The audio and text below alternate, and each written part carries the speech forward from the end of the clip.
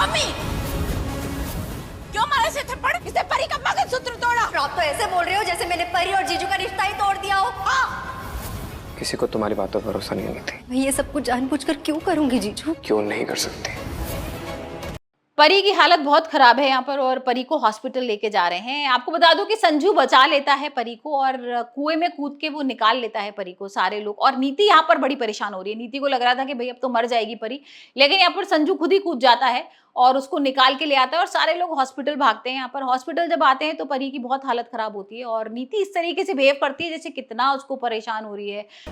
परी का चैप्टर मेरी लाइफ से खत्म। तुझे अब परी नहीं चाहिए? मैं तो चाहता हूँ कि वो मर जाए तो अच्छा है। मर तो वो आज रात को वैसे ही जाएगी।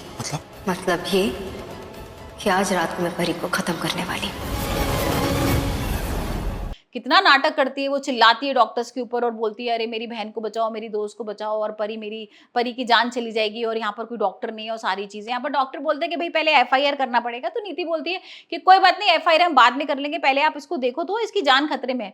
अब यहाँ पर भाई जो परी है ना वो बेहोश हो गई है और बहुत परेशान हो रहे हैं सारे लोग। अब जिस हॉस्पिटल में वो भर्ती कराते हैं ना वो बरनाला का एक छोटा सा ही हॉस्पिटल है। यहाँ पर उतने इंस्ट्रूमेंट्स नहीं है, उतना अच्छा हॉस्पिटल नहीं है और यहाँ पर डॉक्टर्स ने बोल भी दिया है कि भाई इसका दिमाग चलना बंद हो गया है। यहाँ परी की हालत बहुत खराब है और हो सकता है कि थोड़ी देर में उसका बच्चा भी मर जाए, वो भी मर जाए। और डॉक्टर्स का कहना यह है कि भाई इसको चंडीगढ़ लेके जाया जाए जल्दी से और हो सकता है कि वहां इसकी जान बच जाए। अब सब लोग इतने परेशान हो जाते हैं, यहाँ पर राजीव और सब लोग एम्बुलेंस की तैयारी करते हैं, एम्बुलेंस में परी को लेके जाते हैं। अब अचानक से ना परी होश में आ जाती है। परी ना जो राजीव का हाथ पकड़ लेती है, नीति के होश उड़ जाते हैं।